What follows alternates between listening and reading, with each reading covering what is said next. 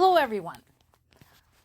Today I wanted to demonstrate two very different stances on the war in Ukraine from its direct participants, Russia and Ukraine.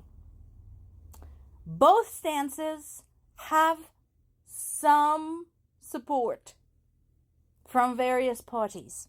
So let's start from Russia. Some of this I've mentioned in the past. So this article is on today's BBC site, news summary, talking about why is Putin not budging. All facts considered, not just what Putin says, but what is actually taking place. Personally, I think he's bluffing. Some folks compared this war to a game of cards. It's a bit more serious considering there are human lives on the line, but let's talk about it in poker terms. He's bluffing. So, why does he think he can bluff? What are the appearances? Because, of course, bluffing is all about the appearances. He has the support of his people. A lot of people ask me about this, like, why do you hate Russians? I don't hate Russians. I want to know why Russians hate Ukrainians. That's beside the point. But there are very few Russians left in Russia who openly oppose this war. And I can understand them. Very Nazi Germany, they're afraid. They're afraid of losing their jobs. They're afraid of getting their kids expelled from their schools. They're afraid of getting arrested. They're afraid of getting fined. I get it. Because that is what is facing people openly opposing the war. However, for all appearances, Russian people continue to support Putin no matter what. Case in point, when he gave a speech about destroying any and all Western troops should they appear in Ukraine to enforce security guarantees, the audience burst into applause. That is very chilling. And if you go on sites like Telegram or if you pop over on YouTube and look at the interviews and the conversations with Russian people, they very clearly support the war. Some of them don't even know why the war is being waged, but they do support it. And there is the famous Russian strategy of throwing as many bodies at the front lines as possible that drives them to believe that they have advantage on the battlefield. That is questionable because while they continue making some tiny progress here and there, most of their progress took place during the first 2.5 years of the war, and then they got stuck. They're mired. In this last year, they managed to move 1%. They took over 1% of Ukrainian territory. So right now, they control somewhere between 18 and 19% of Ukrainian territory, which means there is still about 81% left. So if they keep moving at the pace they're moving now, it will take them 80 years to take the rest. And then, of course, there is Russian allies. And I told you about the difference between Ukraine's allies and Russian allies. For the first 3 years of war, Russia had much faster acting allies. China, India, Iran, North Korea. The big difference between them and, for example, the United States is that they don't sit on their ass for 7 months pontificating whether or not it is important. No. Russia snaps its fingers, says, I need 12,000 men. Bam. They got it. I need explosives. They got it. I need drones. They got it.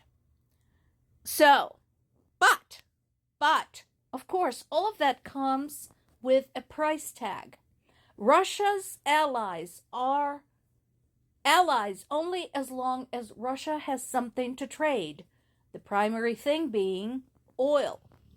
And the problem with that is that Ukraine has been steadily waging an assault on Russia's oil industry. It is already down in production by double digits. That is a lot in oil world. If you look at the oil markets historically, anytime there was unrest in the Middle East, for example, another big oil area of the world, and the market shifted by less than 1%, it already inspired some unrest, some uneasiness among the investors. Now imagine that, but bigger by a factor of 100, double digits, like 15 to 17%. That is huge. So that is the thread that connects Russia to its allies, and it is currently being compromised. In addition, of course, Ukraine is not just sitting there. It's doing everything it can to reduce its dependency on foreign weapons. Thus, the tremendous leaps and bounds in the drone technology development. So this article is on the Guardian website, and it goes into the detail of Ukrainian expansion, specifically in the drone area of its military-industrial complex.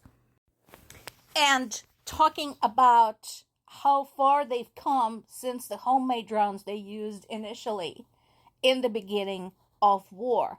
There is now countless different types by size, by purpose, by payload.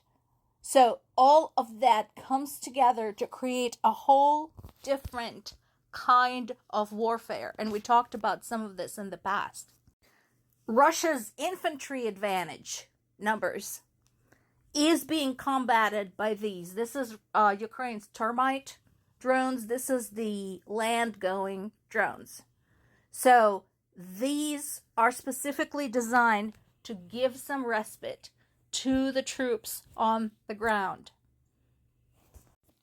And those are already saving lives. There's a big difference between having to send, say, 50 men or sending a couple of those little armored termites armed with machine guns.